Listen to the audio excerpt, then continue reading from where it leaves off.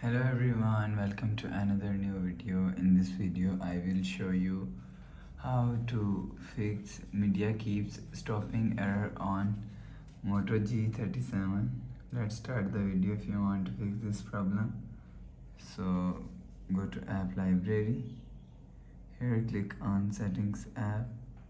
Now in settings, click on system. After click on system, click on reset option and click on reset app preference. After click on reset app preference, click on reset apps and click on reset apps. After the process, go back to home screen. You will see your problem is solved. But if it not solved, click on settings app. Now in settings, click on system and update. You will check your software update is latest.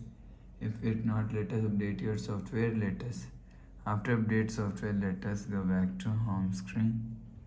You will see your problem is solved. But if it doesn't fix this problem, again click on settings app. Now in setting, scroll down and click on system, reset option, click on reset all settings. Click on this reset all settings, enter phone pin, click on this icon. You will see your problem is solved. So please subscribe for more new latest videos. Thanks for watching.